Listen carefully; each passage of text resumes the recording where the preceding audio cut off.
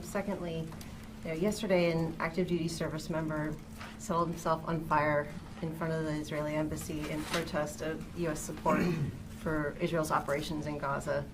Has the Secretary been briefed on Airman Bushnell, and is he concerned that maybe this airman's actions may indicate that there's a bigger issue within the military as far as U.S. support for this ongoing operation?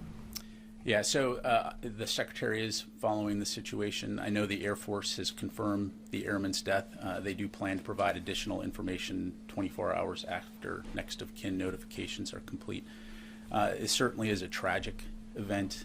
We do extend our condolences to the airman's family. In terms of the incident itself, Tara, as you know, the D.C. Metropolitan Police Department has the lead for responding to questions about that incident. So anything on that, I'd have to refer you to them. But is the Secretary concerned that this might indicate that there's a deeper issue, maybe the U.S. military personnel being concerned about how weapons and support for Israel is being used on civilians in Gaza?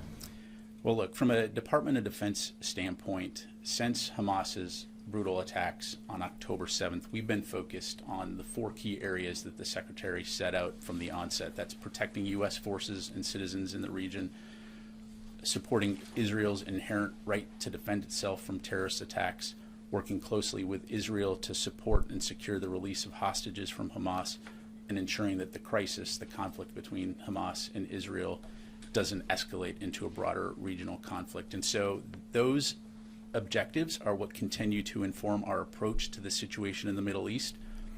And as we've talked about before, while our support for Israel's inherent right to defend itself is ironclad, we've also continued to actively communicate our expectations that Israel take civilian safety and humanitarian assistance into account into their operations.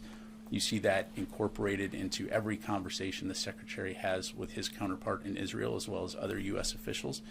And we expect them to continue to adhere to the law of armed conflict and international humanitarian law. We'll continue to do that. Jennifer?